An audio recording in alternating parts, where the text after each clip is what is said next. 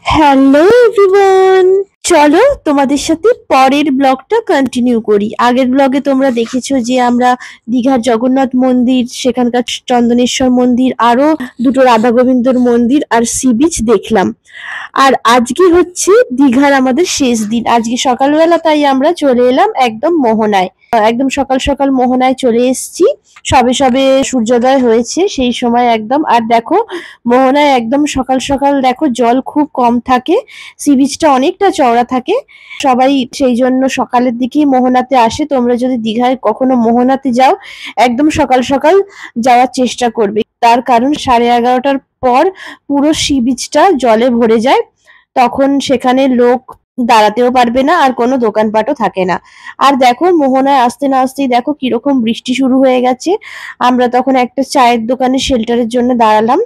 এখানে দেখছি প্রত্যেক দিনই দেখছি সকালবেলা এখানে বৃষ্টি হয় আর প্রচুর লোক এসছে এখানে মোহনাতে। মোহনাতে আমরা যখন গেছিলাম তখন জাল ফেলা হচ্ছিল, জেলেরা মাছ ধরছিল, বেশ ভালো লাগছিল সেই মাছ ধরা দেখতে। চলো তোমাদেরকেও তাহলে দেখাই জেলেদের মাছ ধরা। আমরা এখানে বসে একটু চাও খেয়ে নিলাম, বেশ ভালো লাগছিল, মেঘলা মেঘলা ওয়েদার, চারিদিকে প্রচুর লোক, সি বিচটা প্রচুর চওড়া হয়ে গেছে, জল এখন অনেকটা সরে গেছে। আর দেখো এখানে জেলেরা মাছ ধরছে, কিন্তু এখান থেকে কেনা যাবে না, কিনতে গেলে বাজার থেকে কিনতে হবে। মোহনাতে ঢুকতে গিয়েই বাজারটা পড়বে, ওই বাজার থেকে ভালো করে দরদাম করে মাছ কিনে নিতে হবে। আর ওখানে একটু দেখে শুনে মাছ কিনতে হবে, তার কারণ ওখানে অনেক ঠকে যাওয়ার সম্ভাবনাও আছে।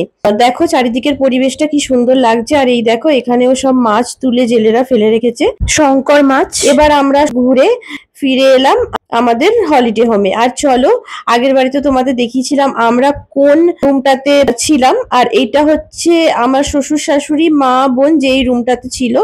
এটা হলো একটা 5 বেডেড রুম, প্রত্যেকটা সেপারেট সেপারেট সিঙ্গেল বেড, আর বাথরুম হচ্ছে একটাই, আর গিজারের ব্যবস্থা, সমস্ত কিছুর ব্যবস্থা আছে, বেশ পরিষ্কার পরিচ্ছন্ন, যেহেতু হলিডে হোম ছিল ভাড়াটাও অল্প।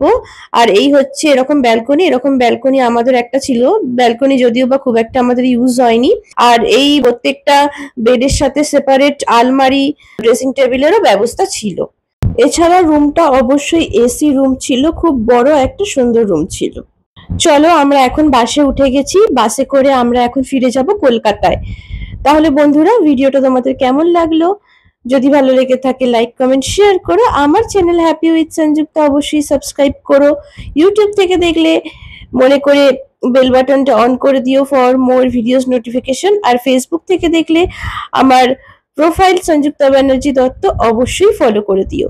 সবাই খুব ভালো থেকো, সুস্থ থেকো, সাবধানে থেকো।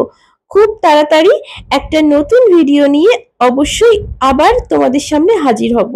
ততক্ষণে টাটা, বাই বাই, সবাই খুব ভালো থেকো, আর আমার নেক্সট ভিডিওর জন্য অবশ্যই অপেক্ষা করো।